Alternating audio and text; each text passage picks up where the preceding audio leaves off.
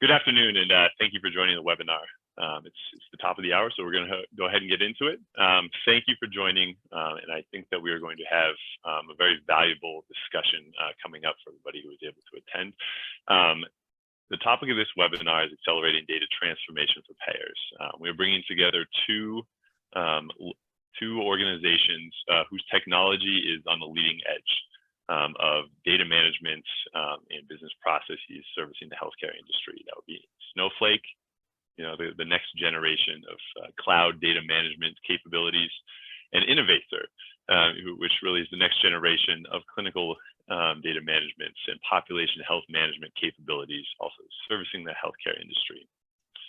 My name is Brian Cox. I'm going to be the moderator of this panel. I am the Director of Product Management at Innovaccer, and my sphere of influence is related to Innovaccer's products that activates and aggregates clinical claim and other healthcare data, primarily for healthcare payers to help feed, their population health management value-based care initiatives. Now, I am joined by Patrick Kovalek, Industry Principal for Healthcare and Life Sciences at Snowflake, who I will go ahead and pass it over to introduce yourself and give a little bit of background on Snowflake. Yeah, sure. Hey, Brian. Hey, Mike. Thanks, guys, for letting me join. To the audience, hi, my name is Patrick Kovalek. I'm an industry principal dedicated to healthcare life sciences practice at Snowflake. So I focus on solutions and strategies for the payer and the provider segments. Just for some background, before joining Snowflake, I was in your feet. I spent 10 years leading operations, business solution development, data analytics, data management, for the Texas Health Plan within a major Fortune 50 managed care organization. So my whole life has always been surrounded from being a data steward and getting insights out of data. So glad to join. Innovaccer is a great partner, and looking forward to the conversation. Nice to see you guys again. Thank you for joining. Thank you for being here with us, Patrick. Oh, sorry, Brian. I should probably give a little overview of Snowflake. I think that was the other side of that too. Just real quick again, Snowflake, a few bullet points on just who we are. I think really what I'll draw anyone to is maybe that lower right corner. I think a lot of people, rightly so, know us as a data warehouse designed and built for the cloud explicitly. So you get all the advantages of cloud technology, but as the evolution of kind of the next versions of that has gone, we've moved into a robust data platform to handle any type of workload for any type of data. So when you get into data engineering, when you get into analytics, data science, data collaboration, and ultimately that leads us to where we'll talk here is you'll hear me reference Snowflake oftentimes as the data cloud or the healthcare life sciences data cloud. Really, that's just leveraging the foundation of how Snowflake was designed, where inherently all the customers have the ability to connect in real time, and it gives you the ability to find new data sources, to share data sources unidirectionally, bidirectionally, and monetize your data. But the need of healthcare, what we'll talk about, is centered so much around collaboration. This is the foundation of the data cloud, and Innovaccer running on Snowflake gives them the same capability, best-in-class warehouse and analytics with the ability then to share data. So anyway, sorry, Brian, but yeah, go ahead. No problem. That's exactly right. So as everybody knows, Innovaccer is powered by the Snowflake cloud data platform. Okay, thanks for the introduction. We're also joined by Innovaccer's very own Chief Technology Officer, Mike Sutton, who I will go ahead and hand it over to introduce yourself and our organization. Thanks, Brian, and thanks for moderating this event. Patrick, good seeing you again. I'm Mike Sutton. I'm the Chief Technology Officer at Innovaccer, as Brian mentioned. As a way of background, Patrick spent his whole career in data. I've spent 4 decades in data, so he'll catch up to me one day, I'm sure. But I'm a self-proclaimed data nerd. Been with Innovaccer 3 years, helping them, plot the future of where our solution in the clinical data integration space goes. That's kind of fueled by, I spent 6 years at Kaiser Permanente as the Chief Technology Officer, with one of many things was helping to build out a data strategy and a data management platform, that can manage just the volumes and volumes of information that we have in the healthcare space. And in that case, we're both a payer and a provider, so it's probably kind of double what a lot of people have to deal with. And that was kind of healthcare, Kaiser Permanente is my first role in the health space, but a lot of my, I would say, formal data management skills or knowledge came from when I worked at the Central Intelligence Agency as a deputy CIO there, and helped build out their environment of protecting data, which we have to do here in the healthcare space, as well as making it available to share the right information with the right people at the right time. So it's really pretty much a great parallel for the problem we have in the healthcare payer and provider space. And I joined Innovaccer 3 years ago because it's really quite fabulous, taking advantage of the tool sets that Snowflake has given us as an example, is building out the logical data platform to manage, curate, not in this order, because I forgot to say ingest, clinical data out of EMRs, out of claim systems, out of lab systems, out of pharma systems, and actually making that data presentable and, quite frankly, managed, because I think we all know the amount of duplication. I won't speak for everybody, but there's a great amount of duplication in the environments I've been involved in bringing that data into the environment, protecting it, making sure it's the right quality, and then presenting it to the users of that system. And so, we at Innovaccer picked Snowflake as that platform because it does a fabulous job of managing that deduplication. A little bit about Innovaccer: we were formed in 2016, going after the healthcare space. We're headquartered here in San Francisco. We've ramped up pretty quickly as far as capabilities go. We have around 1,400 employees. Many of those, perhaps 500, are actually clinical data engineers, and their whole goal in life is to make sure that the data that we get, we can properly normalize and make it trusted for our folks. And we have been successful in both the payer space and the provider space. These are some of our payer customers that we have. Many use cases here. Some of them are in the area of supporting the CMS 9115 patient access rules, of being able to create the FHIR APIs. Others are building out their own clinical data integration platform as they get data from the providers. And then, of course, the platform has a lot of notoriety, given that we have over 60 customers now. And we've been getting some pretty good accolades from our customers, shown through these awards that we've gotten through the different organizations there. And I'll stop there and turn it back to you, Brian. Cool, thanks, Mike. Yeah, that's exactly right. We highlight our class honored us with the recognition for this year of being the #1 healthcare data platform, and we think that is the mandate that we needed to really try to disrupt the industry. I'll quickly go ahead and run through the agenda. Hopefully we've got a packed agenda here for you. We're going to talk about all things data transformation in the healthcare payer space. We're going to hone in on a key challenge that payers have, which is handling clinical data. It's a new thing for payers. They've been receiving it in some form, shape, or form for a short period of time, but truly being able to access it and use it, activate it, make it part of a patient 360 view for insights is a big challenge that folks are dealing with. So we're going to dive into the root of some of those challenges and how to really unlock some opportunities to get some value out of the clinical data and really accelerate the activation of that data. There's some key architectural approaches that our experienced panelists are going to be able to share that can help you really sort of fast track your efforts on that front. And then we're going to describe a couple of options that are available that leading payers have been using to really accelerate the data transformation aspects of their broader digital transformation activities. We have a customer success story that we'll share to provide some perspective from the perspective of any payer folks in the audience, and really underpin our point of view here. And hopefully, as we go along, it's going to lead to some great insights for everybody. Just as a quick backdrop for the conversation, those of you who are in the industry will be very familiar with this type of diagram and the general problem statements of the payer IT enterprise. Payer IT enterprises are siloed and a little bit disjointed on average for a number of reasons. It could be as simple as source system domains. Core administration, claims processing systems don't integrate well with care management systems, don't integrate well with customer service systems. Clinical data is being shoved into the equation sideways, and it's exacerbating the issue.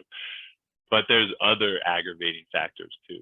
Payers are undergoing extensive M&A activities, and that could add. Each one of those M&As may duplicate, the problem, or triplicate the problem if that payer had an M&As. And the problem that it causes is that clinical data is valuable in the insights that it can bring to payers, and the impact it can have on payers' revenue and their gap closures. And siloed insights lead to incomplete actions.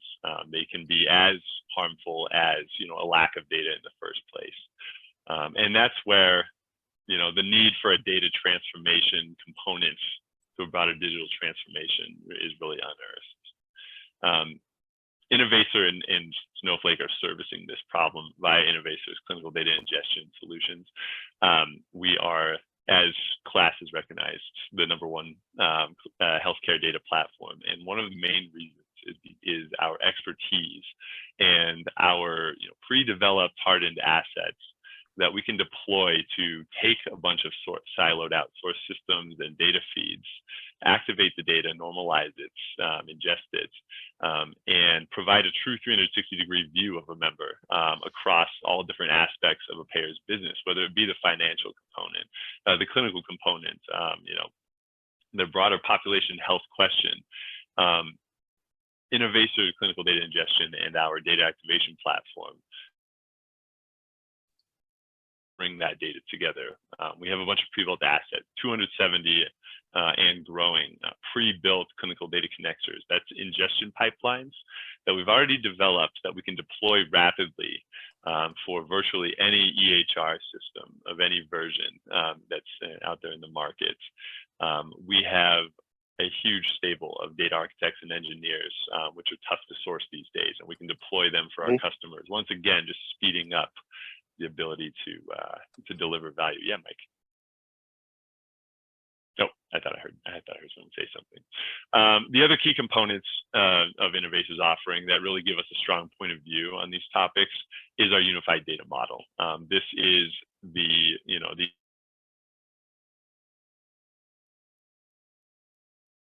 center of that 360-degree view of a member. It's how we have a lot of customers that are live using this data model today to power their analytics solutions, and that can give you the ability, you payer, to de-risk your data transformation projects.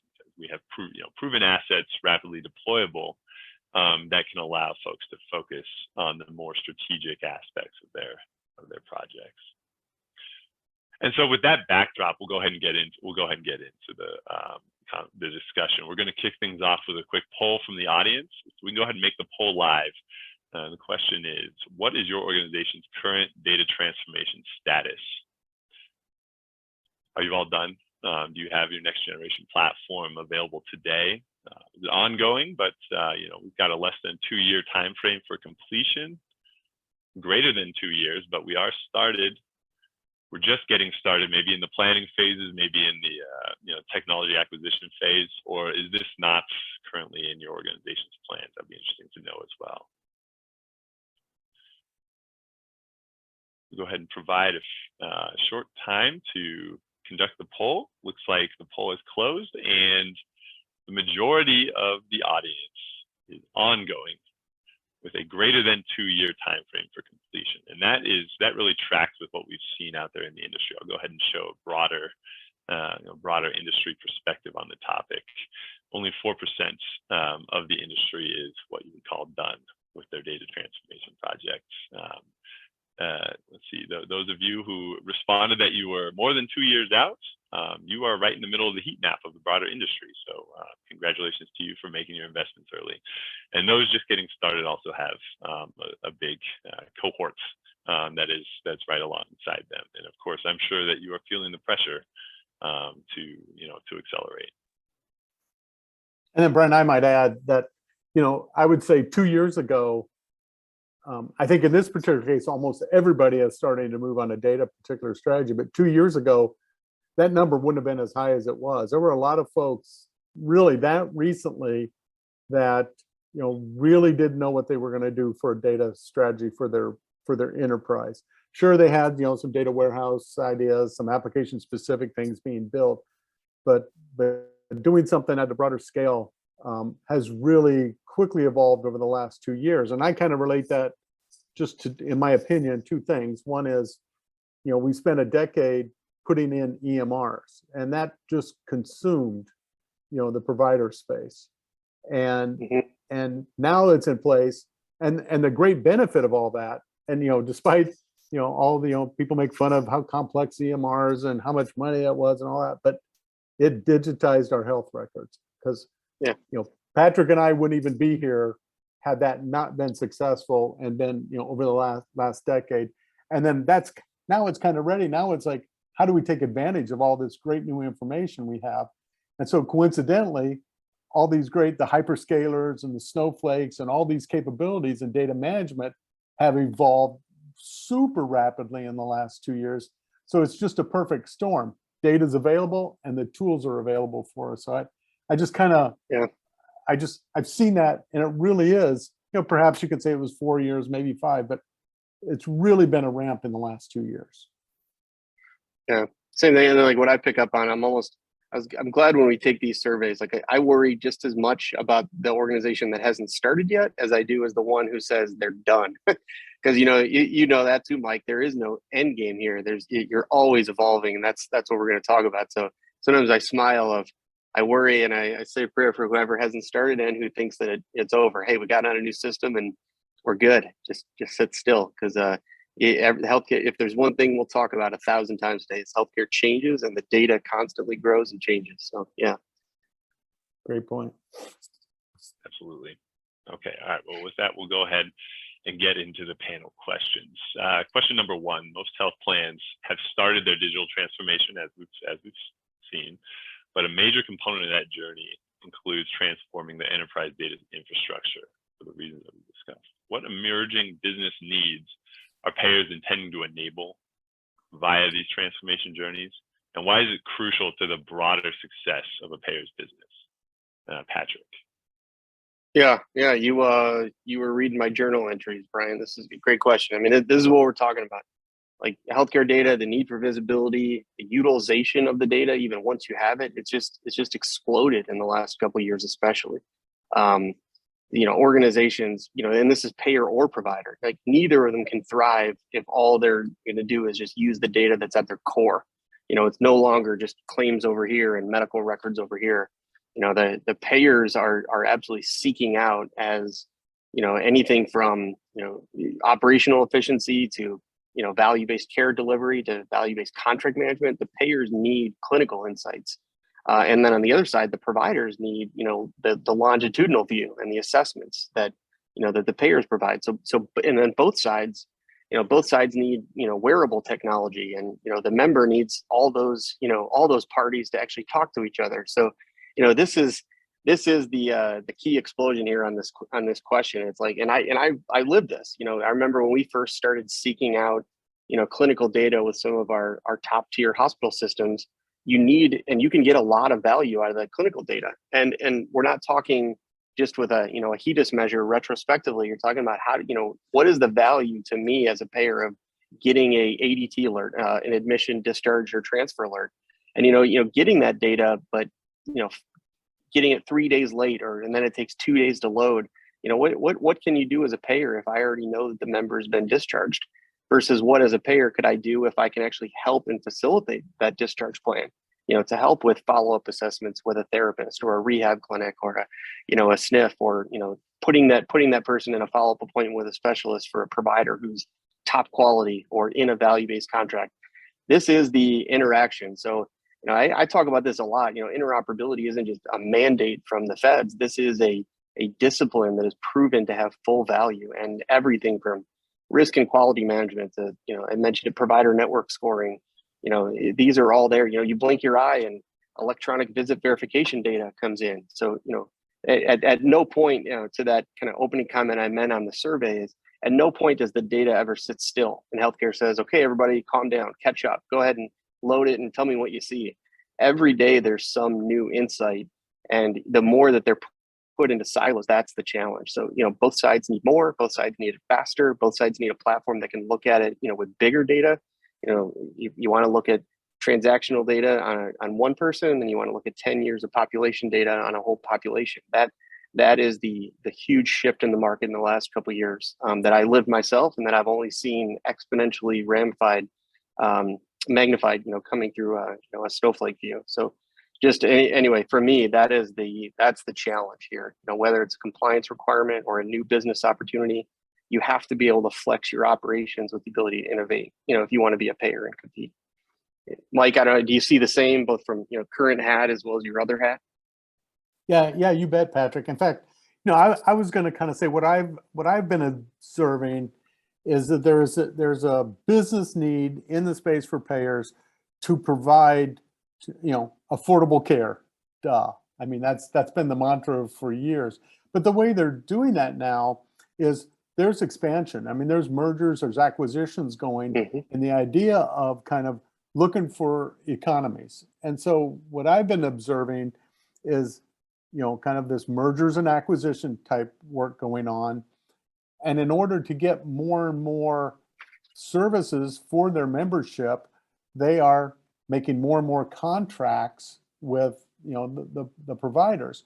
And so what this means from us as as their data foundation is, this creates a humongous amount of variety that's going into these spaces. And you can't ask everybody to go to the same EMR or to the exact same claim system. So there's just an incredible, I'll use that word there, emerging business need to be able to normalize all that data coming from these source systems. How do you bring it together and then most importantly, make it presentable to the membership or the folks that have enrolled in their health plan? And in order to do that, this is where we have the things you were talking about, Patrick, of how do you get that data normalization? How do you treat a record that comes from a primary care physician in Nebraska with a specialist that particular patient may be seeing in Missouri?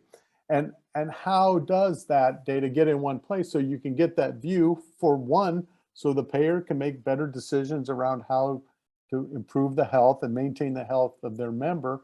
And then how does that member then interact with the system? Because, I'll probably make a claim that may not be 100% true, but in my opinion, healthcare is one of the slowest industries to evolve towards, apps, internet, and really patient transparency. And so to me, this is where we're all and it's not because we don't want to, it's because it is complicated. And so that's how I see that business need, kind of evolving to provide full service for their membership in this vast variety of different types of data. Yeah, very agreed. Yeah, and the other thing, you mentioned the ADT messages, Patrick.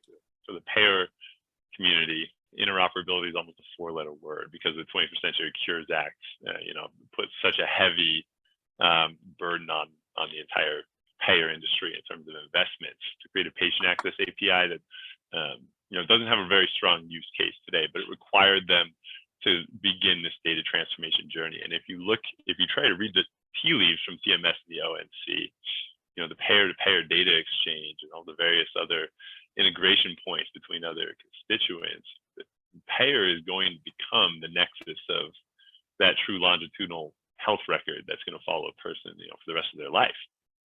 Providers are trying to get their hands on this information. That's why they're paying for claim feeds from payers to try and get a more holistic picture. But the payers are the ones that the government is anointing, as the holder of that longitudinal record. And they can either just do their regulatory duty and create that record, pass it on to the next payer when necessary, or they can, position themselves to really capitalize on it as an asset. And so, yeah, great points all the way around. Okay. So question number 2. In recent years, the majority of all big data projects have failed. That's an industry-wide statistic, and even more big data science projects have never made it to production. Depending on who you quote here, this number could be 65% or it could be 85%. All big data projects across the industry have failed and never made it to production. What are the key decisions that payer IT organizations should make at the outset of a data transformation journey to try to de-risk it and ensure success and the return on investments that the business is looking for? And where have they begun to stumble on their journey, Mike? Yeah, I'll start off here. And so kind of my opinion is some of the key decisions that need to be made, and it's been talked about in the industry, but the patient is at the center, or the member, if you're a health plan, the member is at the center of this. And that's easy to say, but so what we have been doing in the past is we have all these different functions within an organization that we all agree the member is king and they are the ones we're working for, but they're all working from a different angle, whether it's how they take their premium payments or how they process a claim. These are all different channels that are unique to that member.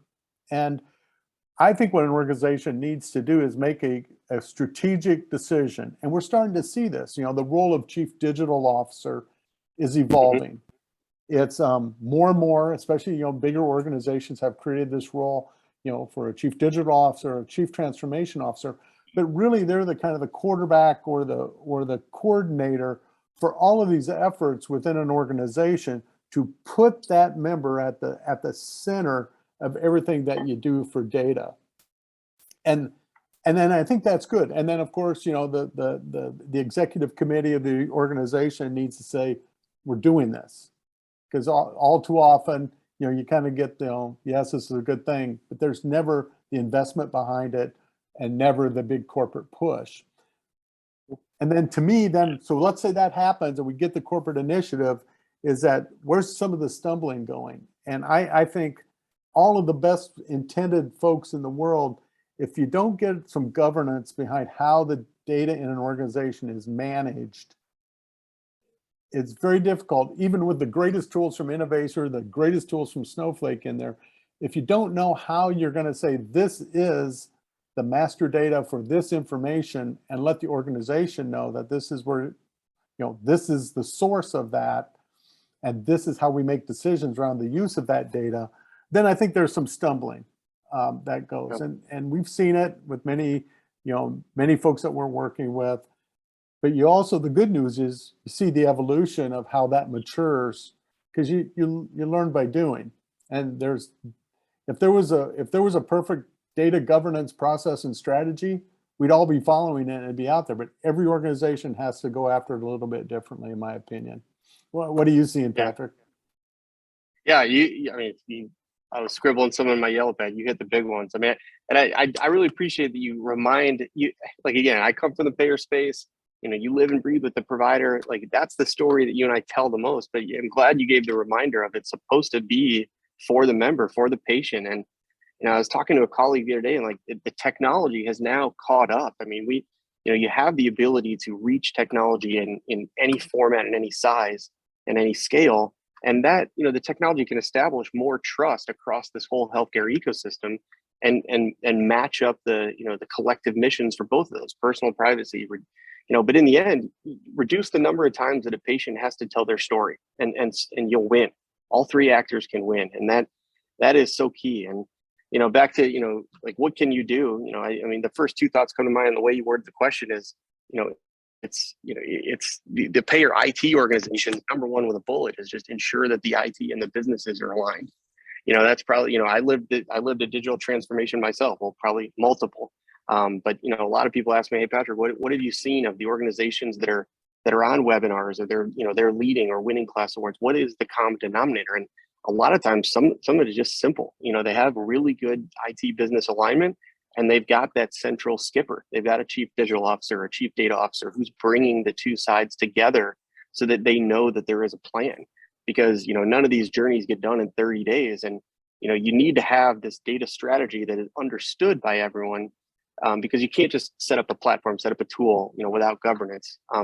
Otherwise, you run the risk that any business organization, when they hear that, oh, it's going to take a little bit of time, they become a MacGyver and try to have best intentions, but they move faster.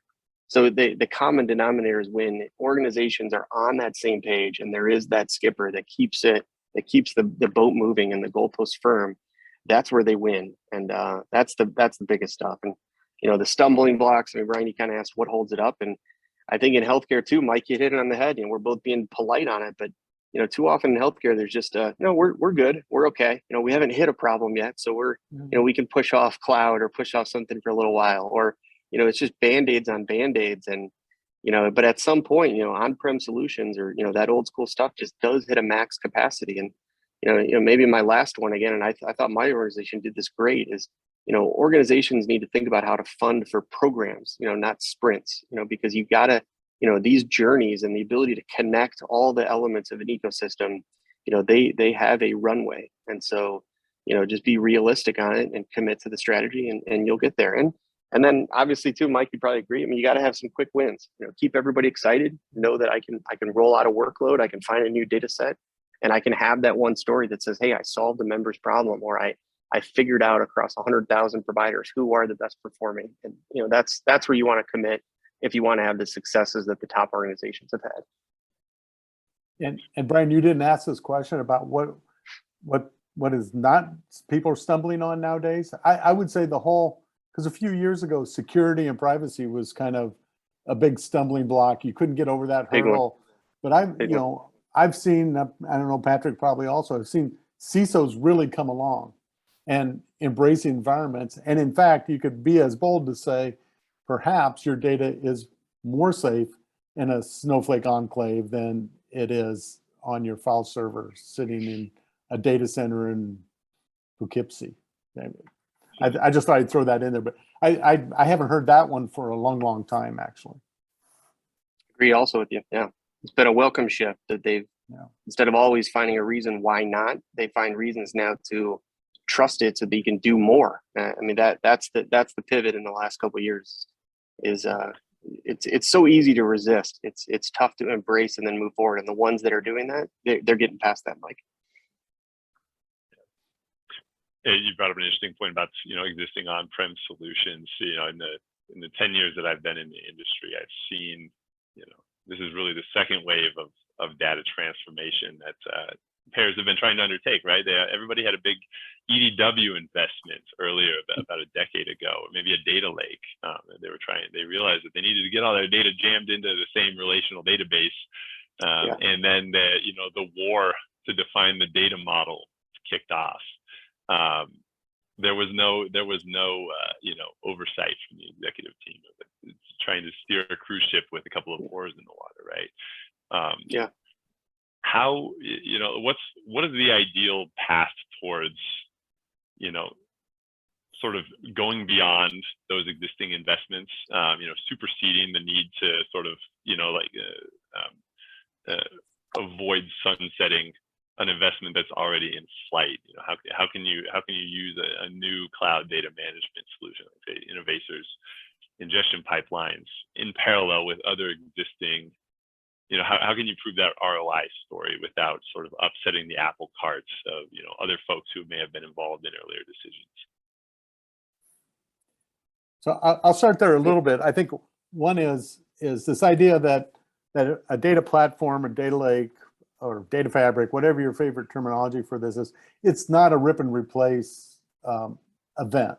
In fact, those platforms that are like a black box are absolutely the wrong approach for this, because there's a lot of knowledge in those legacy systems. And I use legacy, which is, it's probably not but I would say the heritage systems that are around is you must find a way to integrate with them, because there's no way you can pull the plug on an entire enterprise's data strategy, no matter how it's built.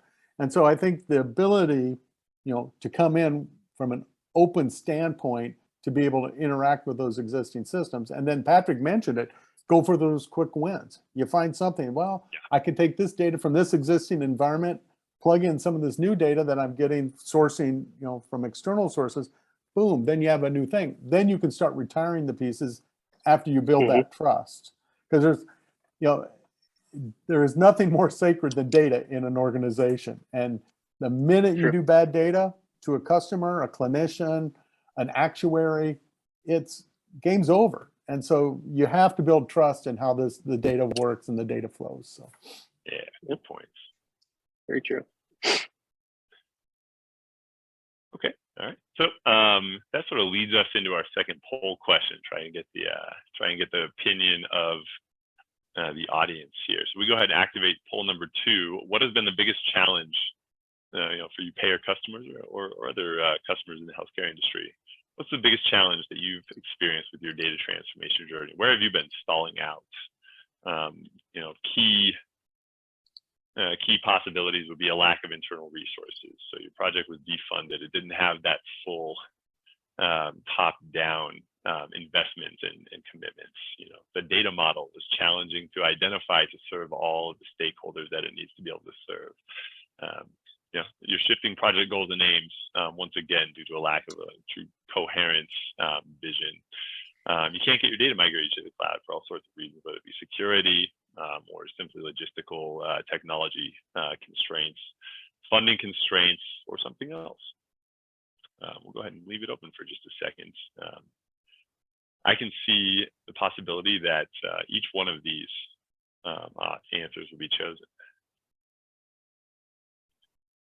Okay, all right, we closed the poll, and the responses were primarily split between a shifting of project goals and aims and funding constraints. So truly, to your points, Mike, what the audience is experiencing is a lack of organizational investments and commitments to the challenge. And it's interesting because the IT operating model at the typical payer is shifting to be more of a service to the business at the payer, but not necessarily at the level of funding in terms of projects that have a really long ROI. Any other, before I move on, any other responses? Mike, Patrick, are you surprised by those answers? Shifting of project goals and aims, funding constraints, not necessarily technology related things holding the audience back. I'll just comment on internal funding, since I spent a good part of my time getting funding for this. It's very hard to communicate with the CFO or even your CEO on something that where the IT folks and the analytic community have been doing yeoman's work to make that reporting available.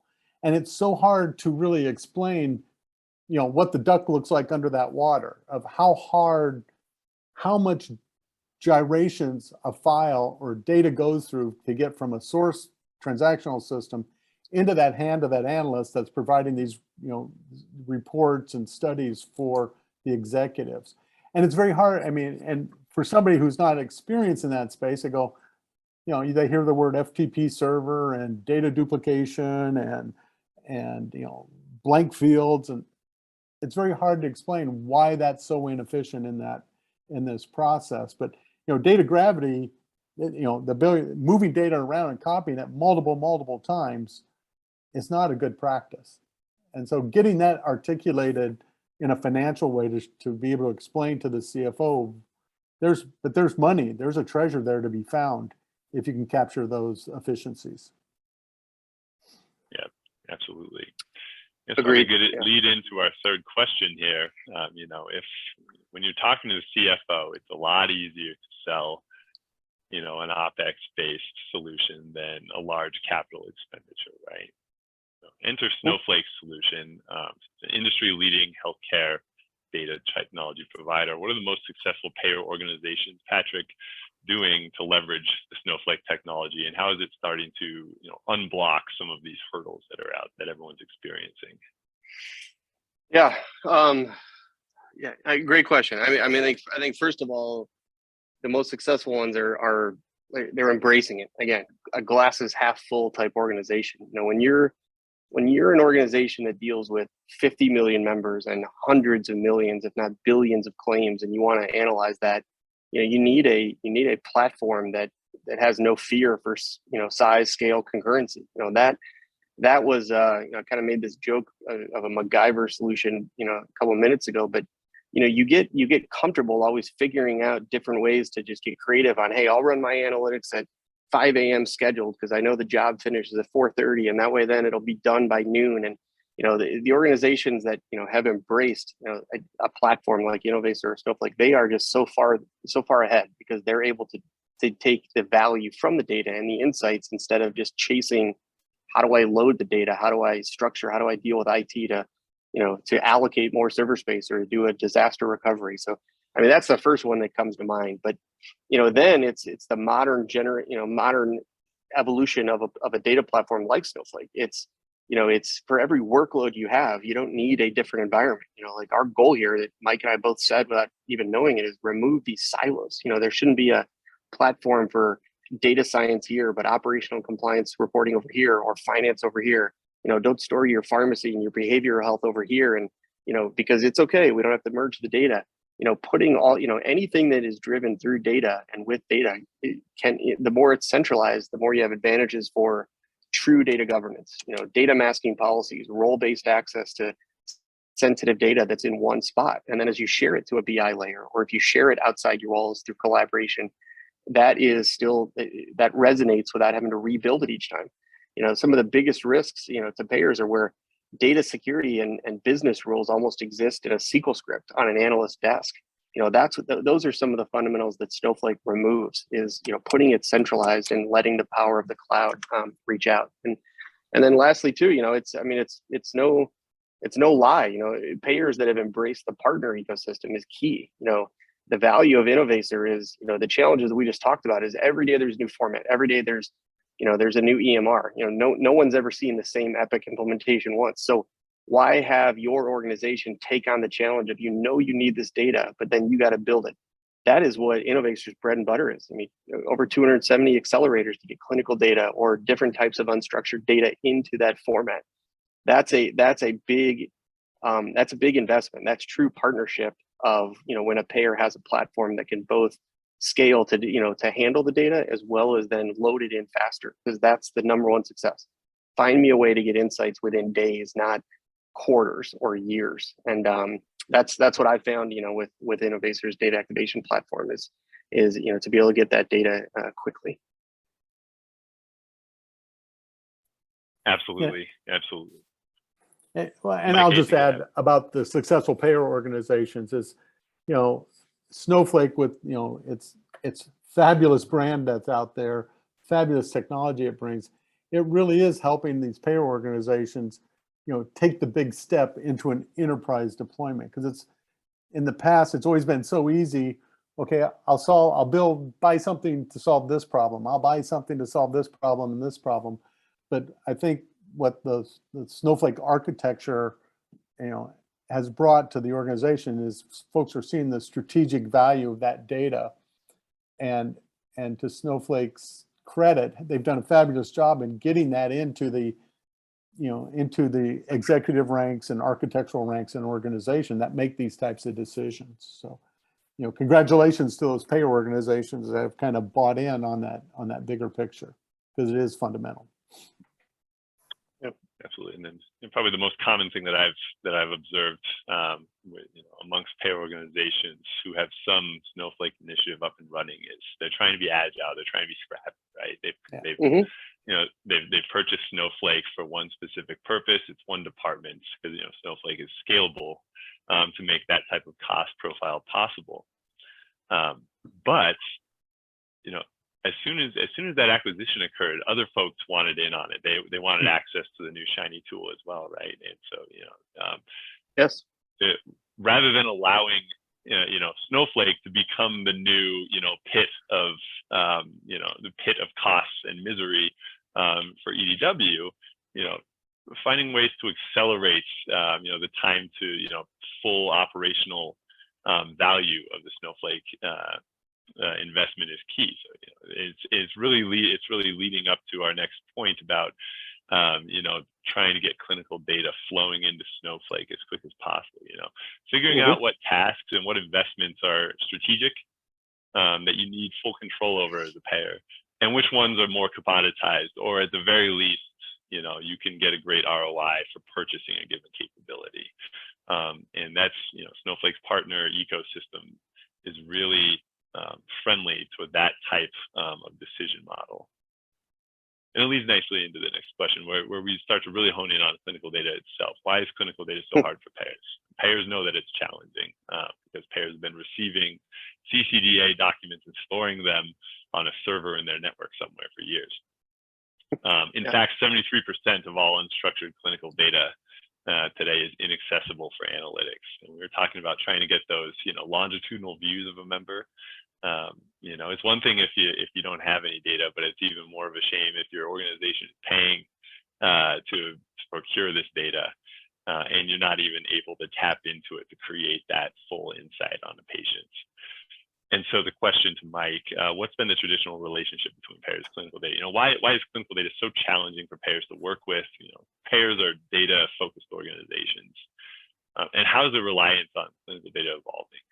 What problems is clinical data causing for these IT organizations that have so well funded, have such broad resources, but they're so good at a very narrow skill set of things?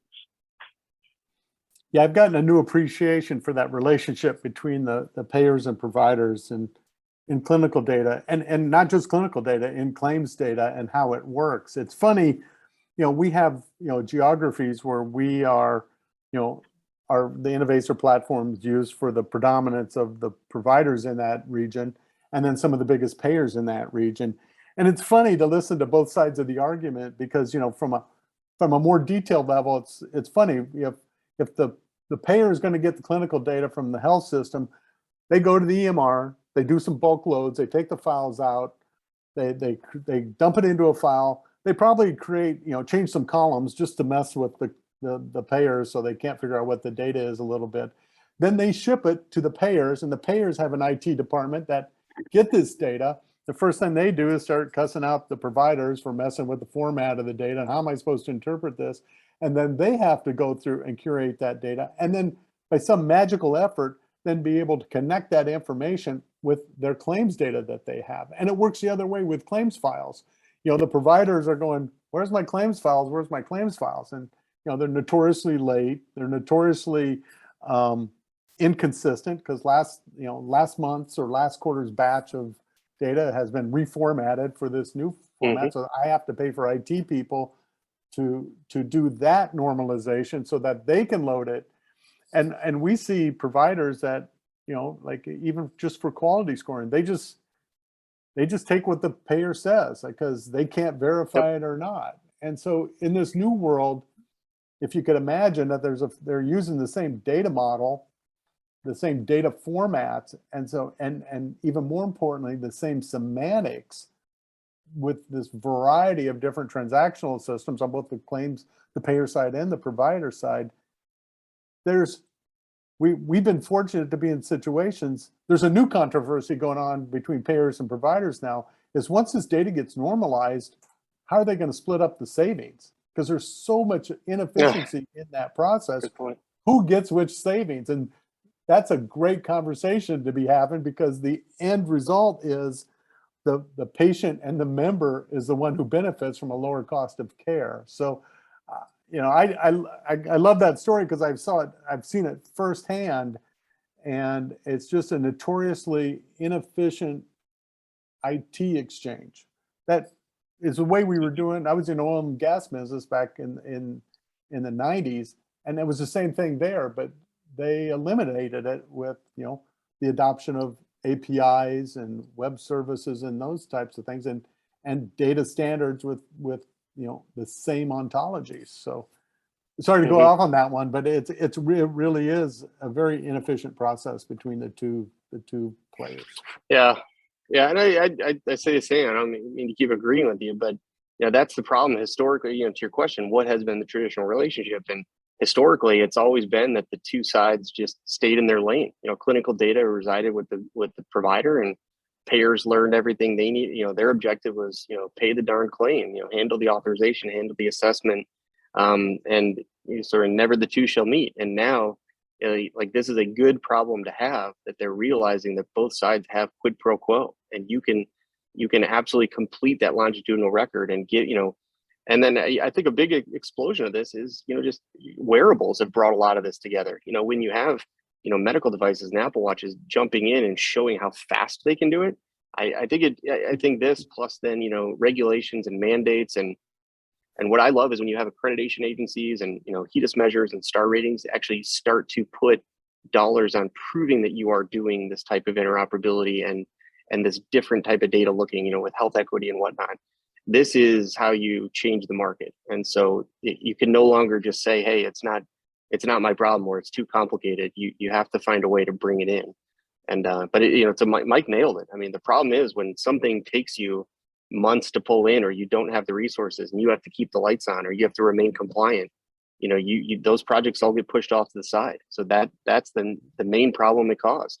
And so somebody could finally show the story of, hey, if payer and provider join forces, and this is also the explosion of, Mike said it in his intro, the payvider, the hospital network that's integrated with the health plan, and how they are, maybe it's politics that they're just more comfortable to share. They've proven the stories that, if you can, watch the whole longitudinal record plus the direct care plan, you get both population insights as well as episodic, and you can, it is a problem that can be beat.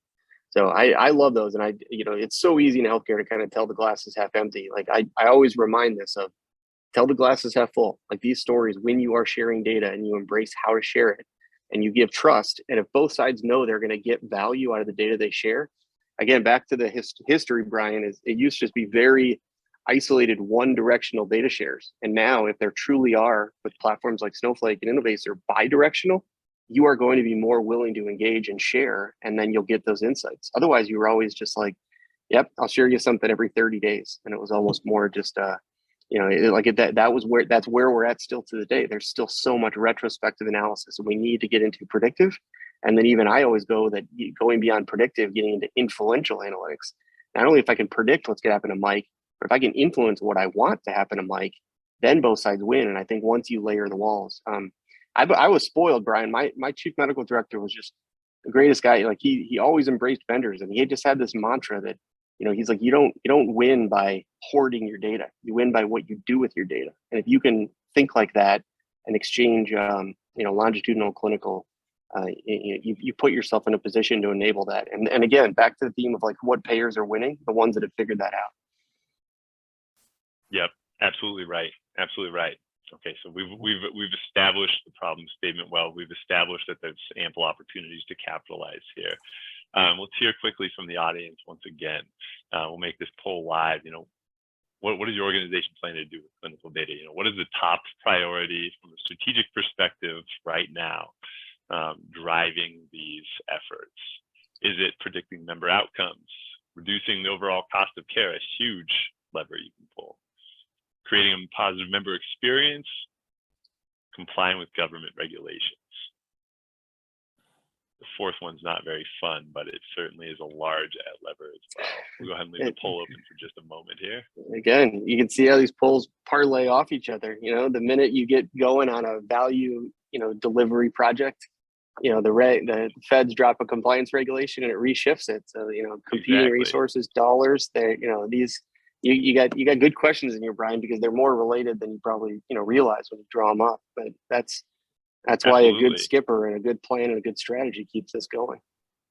Absolutely. And, as much grief as we give the government for their endless regulations, number 3 and number 4 links there. The member experience is at the center of the entire value chain of the entire system.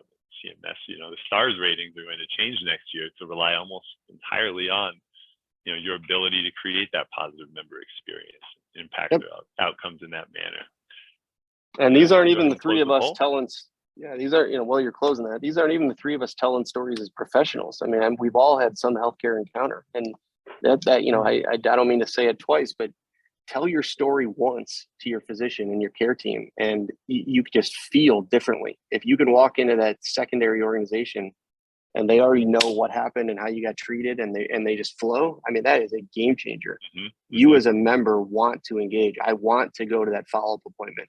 When you got to go and they just go, so what's wrong? That, again, this is interoperability. This is the beauty of Innovaccer, bringing in that data and letting clinical exchange happen. Because it, again, I'm going to steal it from you, Mike. But the reminder that the patient and the human is at the center, even though we all talk payer provider, it's just so critical. Absolutely. All right. And now we got the outcome of the poll. It was actually unanimous. I suppose this isn't surprising to me, given the financial health of the industry, in post-COVID times, but the unanimous answer was reducing the overall cost of care. Challenging for payers. They don't have many levers to pull, but they also have a hard time aggregating that data so they can even see where the actionable opportunities lie. And it leads well into our final question here. So, a key strategy to accelerating your data journey, mitigating risk, increasing that time to value to ensure you have the right modular technology enablers from vendors with a proven success record. Snowflake has a flourishing partner ecosystem for this, which we discussed earlier. So, Patrick, if you don't mind the softball, where are payers stalling out and attempting to work with clinical data on Snowflake? And is it an opportunity for Innovaccer to help with our clinical ingestion assets? Yeah, well, it's a huge opportunity. I mean, again, your data platform and the fact that you have, I mean, I can't say it enough. You should almost keep that as a moniker on these webinars. Over 270 pre-built integration. When you are a payer, I mean, again, I come from Texas. I mean, I had 100,000 contracted NPIs, and 5 to 10,000 of those would have been hospitals that had clinical data, but the specialty network. I mean, where you stumble is when you try to go it alone and you build them one by one. You start with one hospital and you just pull in, because to the theme we have, you need to be able to scale big and get it faster, and you can't just extract or ingest, format, load, unpack, share. That's just a groundhog day of G&A overhead. So finding a way to embrace a partner like Innovaccer that says you guys focus on the outcomes. We'll help them. We'll set them up. We're in the batter's box. Look at the data you're pulling in here, and this doesn't even include some of the other stuff that the modern teams are trying to get into. Like social media feeds for complaints forecasting and physician notes and NLP processing on chasing medical record. There's just so much data, and your opening slide talked about how the unstructured is there. This is why I don't just voice for partners because it's my job. You just can't go it alone. And the more pay, and again, my theme, the successful guys. If people ask me, Patrick, what you work in the payer space, who wins? It's the ones that embrace people that can take the overhead and the admin and the heavy stuff and do it faster and take it off your plate. That's what Innovaccer does awesome, so that you get clinical insights without having to code one by one. So I mean, I can't say enough.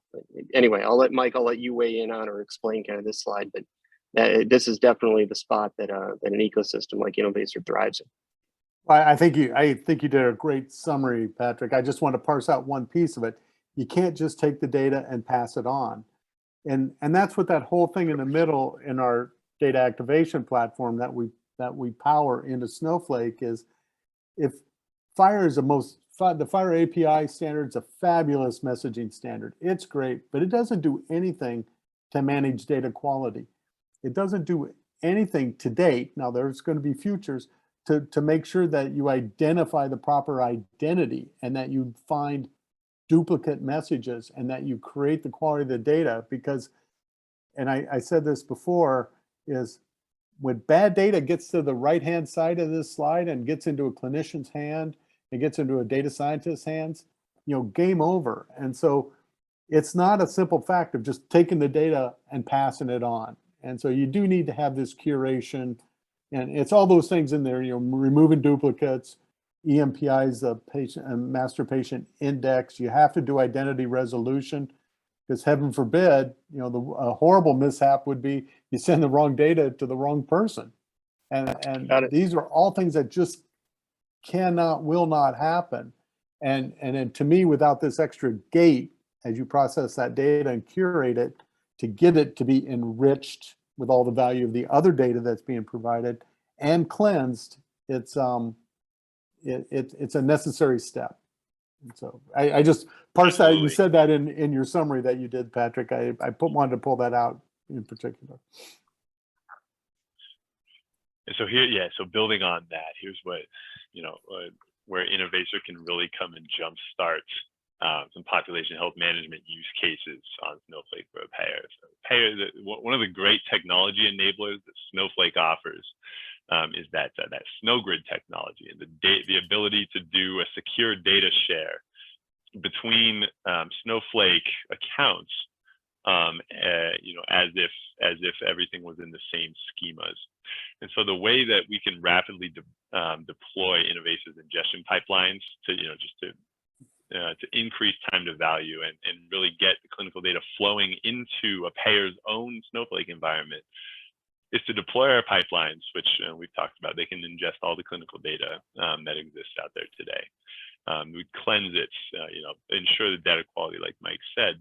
We match, merge, deduplicate, make sure that the unified patient record that's created and stored within Innovaccer's account on a payer's Snowflake organization is that high quality data, the full longitudinal record that you can get, holistic insights out of. And then via the data share, without having to do any data movement, without having to duplicate any data, stream data, pay cloud storage consumption costs in more than one environment, you can directly access the data in the Innovaccer account in your other account as a payer, where you're doing the rest of your data science and the rest of your workflows and the rest of your data transformation activities. And it allows us to just modularize those data ingestion pipelines that are so challenging to develop on your own, and to modularize, our well-hardened and well-tested in the industry, patient unified data model, and deploy them rapidly so that payers can immediately start using them. It's de-risks your overall project because that all of these components have been tested in the field, and you will be able to start doing the strategic work quicker without having to spend time thinking about a healthcare data model and thinking about how many different versions of the Epic platform you need to ingest. And this is where the value is getting unlocked for payers from our side. One example that I'll quickly share: a large regional BCBS carrier with over 1.9 million distributed lives. They are integrating their claim and clinical data sources on Innovaccer's data activation platform using those pre-built data connectors to rapidly and holistically harmonize that data. They now have access to the unified data model for those holistic insights into their members. They've, in fact, they stood up the FHIR APIs for interoperability use cases and are able to create a sustainable FHIR database because we're pulling those FHIR resources from our unified data model.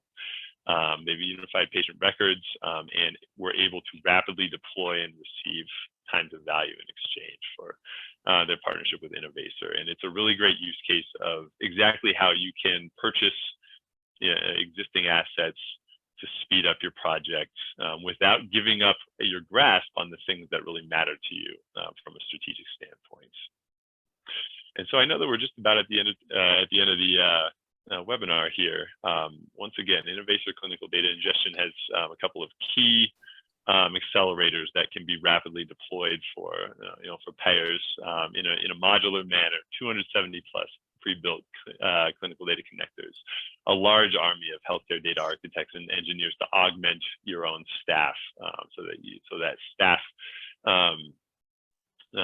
staffing doesn't have to become the longest pole in your tent. You don't have to pre-format your data. We have that healthcare contextualized data model. And then finally, we de-risk your project because all of these assets are proven in the market.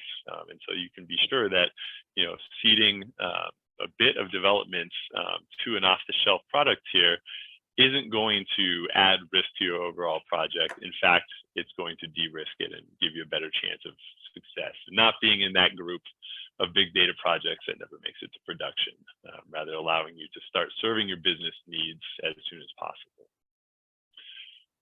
And that really We're going to skip the audience questions. We'll address these offline in order to be respectful of everybody's time. But I wanted to offer an opportunity to make closing comments. First to you, Patrick. No, thanks again for letting me join. I hope I think whenever you have the people that join, they're either ready to go deeper or they're trying to figure out where to start. And a lot of good discussion on here. I think clearly the themes are consistent. You know, no matter who you talk to, there's a wealth of data, and there's an even bigger wealth of insights you can get if you just start. And you know, that's probably my best takeaway with Innovaccer: help you start faster. And then once you get all that data in there, that's the Snowflake platform. You never have to worry about how much data is in there that your analysts won't go into contention of trying to get their queries run. That's the partnership right there. And then you have real value delivered to the providers, value delivered to the members. Yeah. And you know, and guys, if you have questions too, reach out to the Innovaccer team. You can ping me. My name's on the webinar, and you know, glad to help anything that we couldn't get to today. Absolutely. And thank you, Patrick, for joining us. I know that I speak for Mike in saying that, you know, we appreciate your partnership as well. And the value that we've been able to jointly bring to our customers has been a really great thing to view. So thank you again. And Mike, of course, Chief Technology Officer of Innovaccer, thank you for joining us. To everybody in the audience, we appreciate your time. I hope that this has been a valuable hour diving into the do's and don'ts of data transformation. For the healthcare payer audience, please reach out to us. We've got our contact information up on the screen here, and we would love to continue the conversation, talk about how we might be able to help your organization with a problem you might be having. Otherwise, thank you again for joining, and I hope everyone has a great afternoon. Thanks for moderating, Brian. My pleasure. Thanks all.